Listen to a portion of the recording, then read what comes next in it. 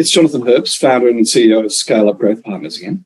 Welcome to our Stories of Scaling Up series, where I interview owners, managing directors, founders, and business leaders of scaling companies. It centers around their entrepreneurial journey so far and their aspirations for their companies. So today I'm talking to Ben Rozier, CEO of CLASSCOVER. Welcome, Ben. Hey, Jonathan. Thanks for having me. Looking forward to our conversation. So tell me CLASSCOVER, what is it? What do you do? Yeah, so CLASSCOVER is a software as a service. It's been running for about 11 years, and fundamentally we help schools save a whole lot of time and stress in the management of casual relief teachers. We've got about 3,500 schools using the platform across Australia, about 120-odd thousand teachers. And if you like, I can talk about the other tricks we've got up our sleeve, but that's fundamentally what we do day in, day out. You know, it's interesting. It's worth you having a look. It's not up yet. It'll be going up early next week. But I interviewed Zara Lord last week, who is the founder of a company called UPaged, and she's doing a similar thing in the allied health and health piece. That's interesting. So let's just expand a little bit further. So you've been going. Yeah. Essentially, you've been a SaaS business before they turned the term SaaS. Pretty much. I think I saw that you do a lot of work for the New South Wales Education Department. Is that right? Yeah, so we're under contract from New South Wales Department of Education, have been for 5 years as their, as they call it, casual teacher resourcing solution. I'm happy to announce or happy to disclose just the recent news. We just re-signed them for 7 years just a couple of weeks ago. Well done. So that was a arduous process, but we got it over the line. And so that means that 22,200 and change schools will be using CLASSCOVER till 2029, which we're really proud about. Well done. We love working with the Department of Education. It's they're obviously a huge organisation. They cop a lot of flack, but we work with some really good people there. And what where else? I mean, what is the scope? And I suppose maybe we'll talk about your core customer, your best customer as well. Yeah, no worries. So, like I said, about 3,500 schools, about 2,200 of them taken up by New South Wales public schools. So, look, from a business point of view, it's one of those bit of a poison chalice, I guess, in that we all love a big client, but we also know the risk to a business if a big client falls in a heap. And so that's sort of what we've been going through in the last 6 to 9 months or so. But thankfully, we hung on. But yeah, the remaining schools comes from a variety of enterprise agreements and individual schools. So we have many schools who are just, equivalent virtual door knocking, let's call it. That's how they've come on, or word of mouth, every corner of the country, Singapore, New Zealand. Then we've got some other big partners like the Brisbane Catholic Education System, about 5 or 6 other Catholic education offices.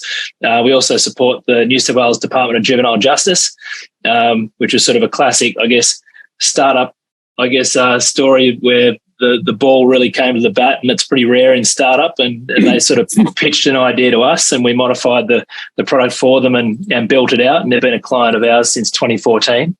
And so what are you doing for them? Yeah, so exactly the same. And people might be surprised that to hear it. It's logical when you do hear it, but that even kids in juvenile justice, they still need to be educated. And so there is effectively an education department within juvenile justice, and those teachers get sick and those teachers go off on courses, and so therefore they need to be replaced. And so the CLASSCOVER platform helps the New South Wales DJJ, as we call them, to source and manage their casual relief teachers. They're called casual youth officers in DJJ. Oh, great. And so talk some the order about it, if you don't mind. What are your aspirations for CLASSCOVER? Where is it? Where do you see it going to?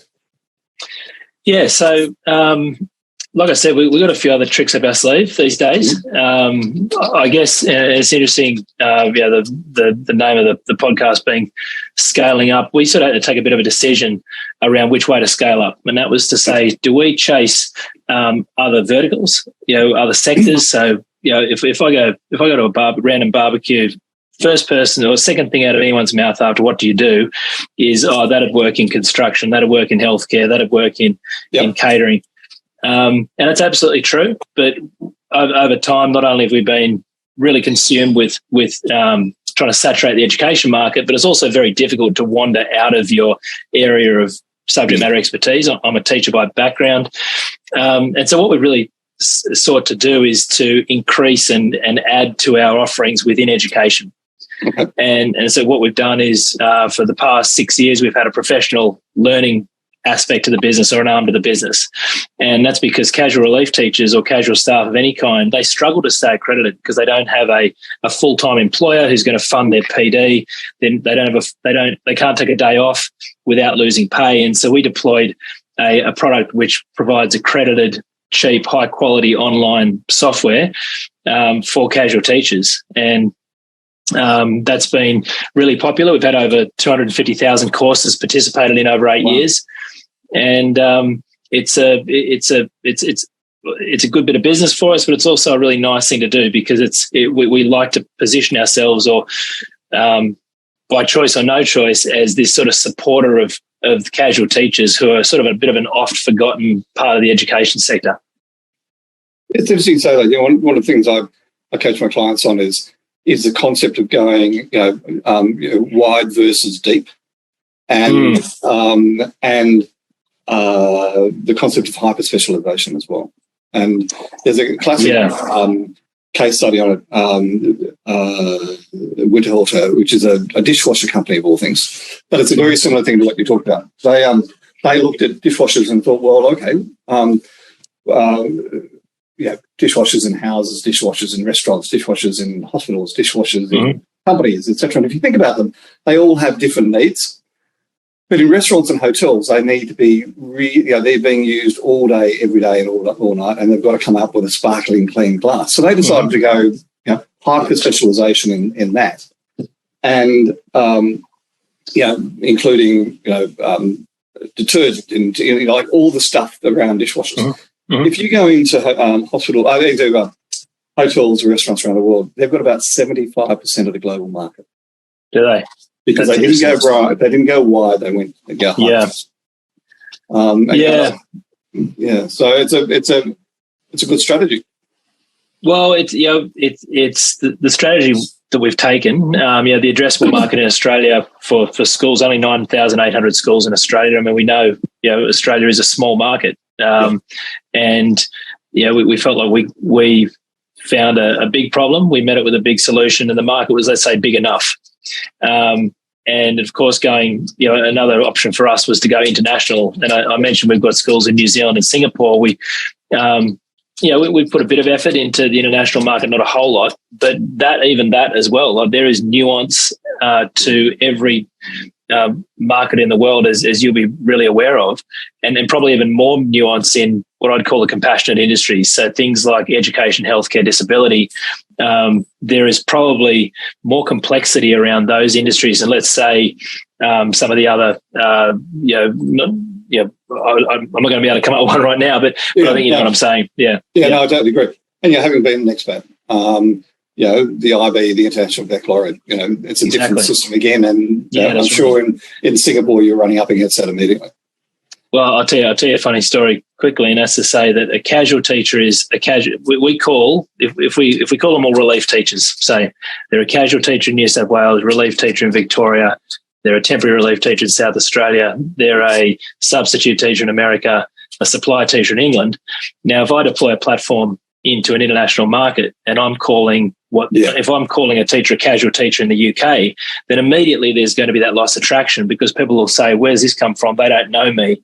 I don't feel like I belong on this platform. So even those tiny things take a lot of time and money to build out in the way of modifications on a platform. And so, you got to drift towards the lower barrier to entry stuff. And that's what we've done, or we've tried to do anyway. That makes a lot of sense. But tell me, we've all been through the pandemic. What are some of the actions you took that have remained in the business since the end? Yeah, so there's probably one very, very common one, and that is we went completely remote. We've always been a semi-remote team. We've got a team in Australia, and we've got a wonderful team in Chennai in India, and a team in Cebu in the Philippines. They're like family to us. We've got people on those teams have been with us for 7 or 8 years, and But locally, we went from sort of semi-Sydney based to a completely global approach to hiring. Locally, we've got people from Townsville down to Melbourne on the East Coast. Nothing against our South Australian and West Australian friends. It's just the way the cookies crumbled. But the biggest thing that came out of the pandemic for us was what we call home teacher. So when the schools first shut down, we deployed a product, a very, very lightly built product. It was a marketplace to connect casual teachers who lost all their work when the schools shut down with parents who were desperately needing help with homeschooling.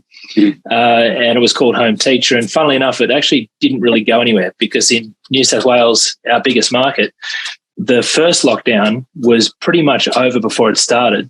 Yeah. And the second lockdown, everyone had sort of gotten used to the homeschooling a little bit more. They knew it was coming to a point, both the schools and the parents. But we took that model and we actually applied it to some of Australia's most disadvantaged children. We partnered with the Smith family, who I'm sure you know. And in 2020, we put together, or 2021, we put together a very small pilot, put together in about 4 weeks, funded by the Origin Energy Foundation, which matched 60 teachers that we hired with 100 severely disadvantaged children. The results were spectacular, deploying expert teachers at some of Australia's most far behind in educational terms. Students had a really profound effect. And that's to say that we had kids who were 10 or 11 with a pre-kindy age of, we had kids who were 10 or 11 who had a pre-kindy reading age. And in the space of 20 weeks, they brought that forward by in some cases 2 or 3 or 4 years.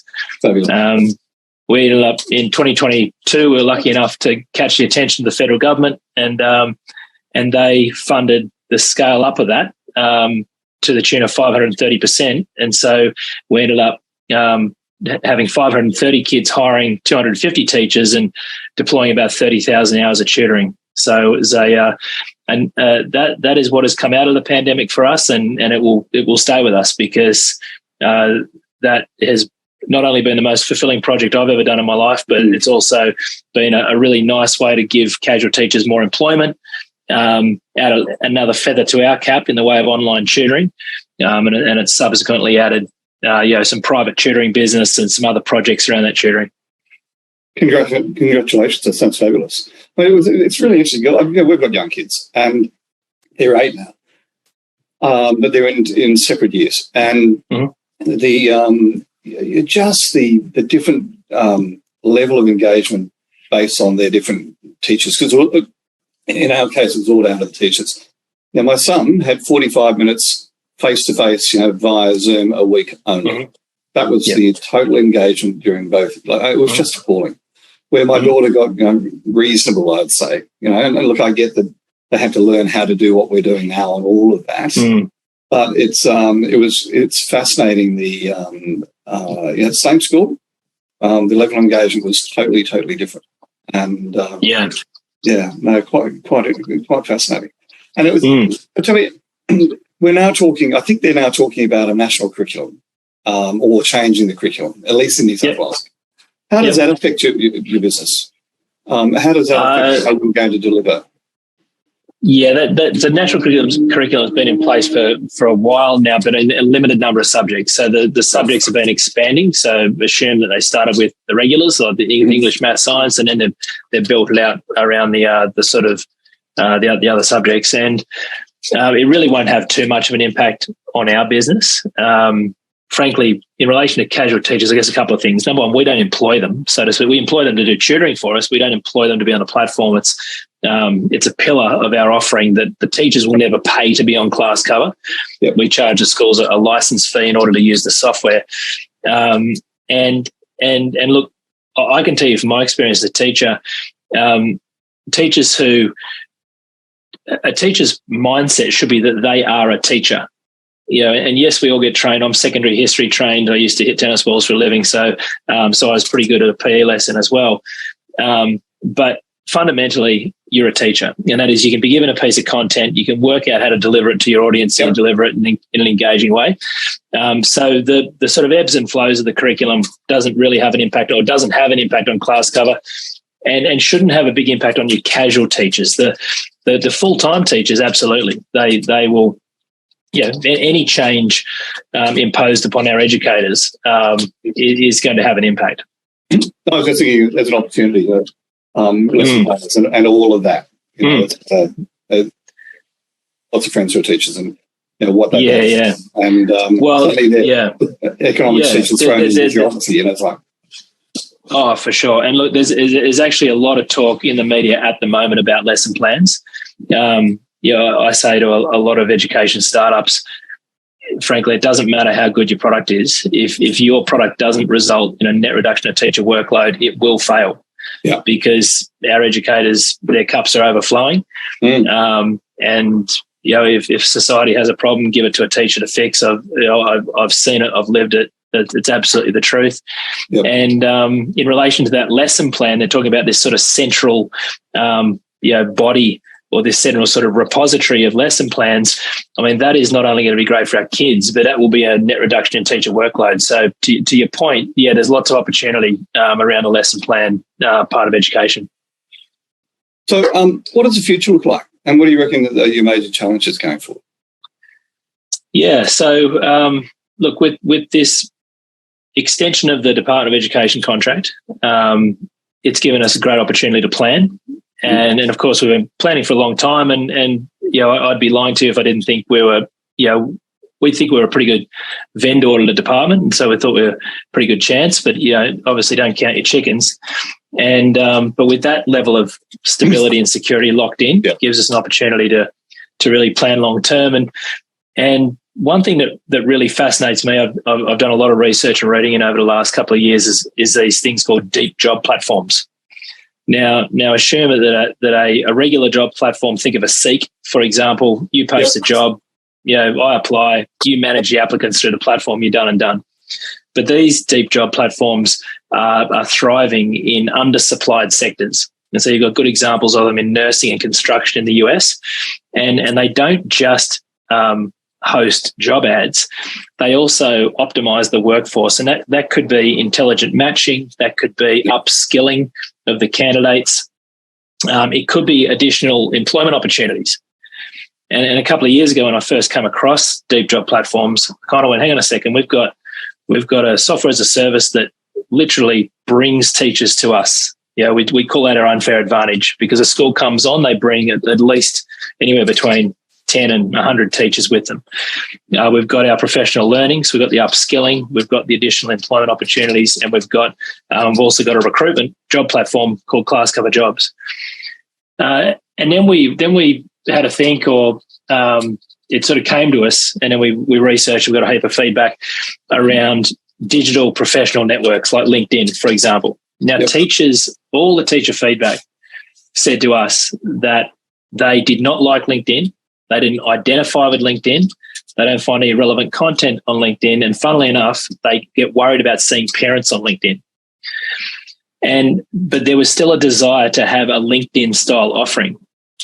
And so what the future looks like for us is expanding our addressable market to all educators, not just casuals, and using our 3,500 school footprint, 120,000 teachers, and deploying a deep jobs platform, kind of LinkedIn for education, working title. It'll be called something else, obviously, in the near future, which will hopefully provide the kind of digital home for our educators. It's a great idea, great concept. And as you know, I found, my team found you via LinkedIn. We're looking for people who fit my core customer description, which is CEO, founder, managing director, 10 to 250 staff in Australia type thing. And LinkedIn was so easy for us to number one, find people like people who fit that description, but also from an education perspective, it's phenomenal. Educating my core customer. Well, I mean, that's extraordinarily exciting. So tell me, you've been running your business now for 11 years, and I know you've had other business interests as well. What do you think has been the biggest learning you've had since becoming a business owner? Yeah, so I run our team or teams under sort of one general mantra, and that is to say that if you show me a team that is very comfortable with saying, I don't know, I need help, or I made a mistake, then I'll show you a gun team every single time. Yeah. And and you can recode that to mean that we've got a team who's vulnerable, a team who's secure, whichever way you want to repackage that. The reality is that if someone needs help or someone's made a mistake or they don't know, the best thing for the business is to surface that ASAP and then gather around them to help them either fix it or to speed it up or to get the answer. And you see a lot of fear in a lot of organizations around admitting to those three things. I don't think we have a particularly large team. We have a team where we have very low turnover because I think our culture is excellent.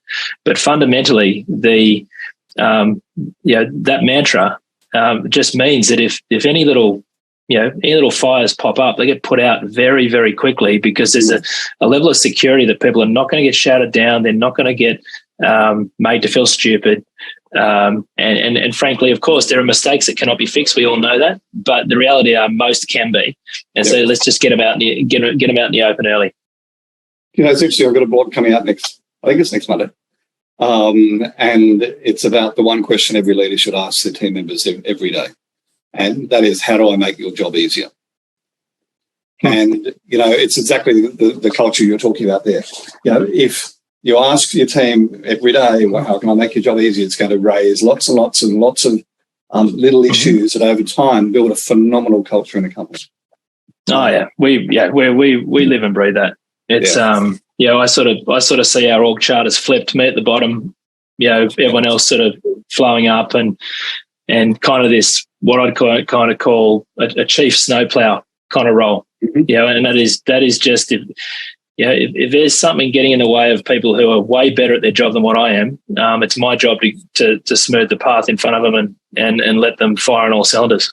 Yep, absolutely. And God, I wish more CEOs thought the same way. It's the basic strategic thing we work on is make it easy for your customers, for your staff, for your suppliers to do business with you. Yeah. And if you can make it easy, absolutely, it all just happens. So when you think of the word successful, who pops into mind immediately and why? Yeah, my dad does. You might have seen on my LinkedIn, I oversee the 83-year-old family business, manufacturing business that's four or five generations in. He passed away a few years ago, and it's just his whole approach to work and life was one where he didn't do things because everyone else was doing them. He didn't adhere to great stereotypes. He was someone who ran a very successful small business, wasn't obsessed with money, but understood that financial gain was something that would liberate his time, and that time was most important to him. And so you needed a fair bit of dough to have control over your time, and that might be just time to drop the kids off at school, or time to take a holiday with the family. And I just always thought that epitomized success. And to this day, his imprints are all over me and how I run the business. Interesting you say time. I mean, your LinkedIn profile, your photo, there's a wave surf in the background, and which I really like. But your point. No one will, unless it's an absolute emergency, no one will get me before 9:15 in the morning. Because I've got two 8-year-olds. I get them up, I get them breakfast, I get them dressed, we have a conversation, and I get them to school. And that's my, one of my block times for freedom of time, which is absolutely some of the best moments. Saying this to my wife the other day, some of the best moments are when those kids are strapped into your car, they can't go anywhere, and you're driving them to school because you can have a conversation with them. And exactly the idea of not being able to partake in them as often, I place huge value on that sort of stuff. So I absolutely agree with that. No, and it's why else are we doing this? Why are we working our ass off? Exactly. That's right. Yeah. Very true. Great. I'm sorry your father can't hear that. Is your mother still alive? Yeah, she is. Yep. She's just actually taken her first solo trip. She's over in New Zealand, funnily enough. But Dad passed away in a pandemic, turned a very prodigious traveller into someone who was very homebound. But she's off doing a little road trip on her own. I can't quite believe it. But she's great. She volunteers for Lifeline 3 days a week, and she's a wonderful person. Yeah, the recording with her. Yeah, absolutely will. It's one of the other issues. Most of us make the mistake. We don't show our gratitude. Oh, that's powerful. Yeah. So powerful. Yeah, agree. Okay. Are you a reader? Top 3 business books, blogs, autobiographies that you could recommend? Yeah. So top 3. Well, podcast, absolute must listen for me is a guy by the name of Scott Galloway, and probably I was going to say off-sider, but I think she's more journalistically successful than he is. I think he's been very successsul in business, but her name's Kara Swisher, and they have a podcast called Pivot. And, I saw your post. I saw your post yesterday. Something about children. Yeah. Yes. And that one hit me between the eyeballs. I got to say, the one about raising boys. Yeah, it was a really, really good one. So I've followed him and liked him for a very, very long period of time, and I think now he's actually got a pretty big profile. And I really like Kara Swisher as well. I think she's a great tech writer and business writer. And I like Tim Denning's stuff on Medium. I read a lot of his stuff, and bit of a left field one, more out of the enjoyment category, but I'm always fascinated by these sorts of stories. Is I really enjoyed the Kerry Packer biography many, many, many years ago. I think that's a great. It's an entertaining read. It talks, obviously talks a lot about business. Maybe in part what not to do in relation to maybe passing on a business to your family or your kids. But overall, it's one of the best biographies, full stop, but of a business person I've ever read. And, how people can make a difference. We had an awful situation last week. My 8-year-old son woke up in terrible pain. And one thing led to another. And ambulance, sirens, flashing lights up to Sydney. And he was operated on last Friday. He's good. He's okay. But that's good. One of the things about Kerry Packer was he had a heart issue and had a heart attack. And the ambulances did not have defibrillators in the ambulances, and he funded defibrillators, I think, for every ambulance in Australia, and I think he still does. 20 years after he passed. Yeah, that's absolutely right. So I think I can remember. I read the book a long time ago, but I can remember that he was at a polo game and he had the heart attack up in the Hunter Valley. Yeah, that's right. And the ambulance that came to get him was one of only 2 in New South Wales that had a defibrillator. Yeah. And so he funded the Packer Whackers. I think that was their nickname. Yeah, that's right. That's right. Yeah. That's So look, a total icon. And I eat that sort of stuff up. So yeah, that's a good read. Yeah. And I look at I've got a blog actually up on business books and autobiographies to read if anybody wants to look, because some of the autobiographies of business leaders were phenomenal, and just the snippets you can learn. Agree. It's interesting you talk about Galloway. I get a blog every morning called All Pro Dad, ALLPRO Dad. And it was right. A friend of mine, Vern Harnish, put me onto this, and just advice on being a father and advice on being, a husband or and a husband. And I don't read them all, but every once in a while there's a snippet in there, which is really valuable because it's not easy being a parent, as you know. I keep telling you, exactly right. It's so true. They will find out, maybe. Any last piece of advice or parting words for an entrepreneur or an aspiring entrepreneur? Yeah, look, I was talking to a founder earlier today, and this is something I've repeated many times to different people, but people are very they're very prone to getting obsessed by what I call vanity metrics, metrics that don't count. And if you're in my world, startup technology, scale up technology, whatever you want to call it, if you want to get on the front page of the Financial Review, go raise a bunch of capital. Yeah. Go hire 50 people.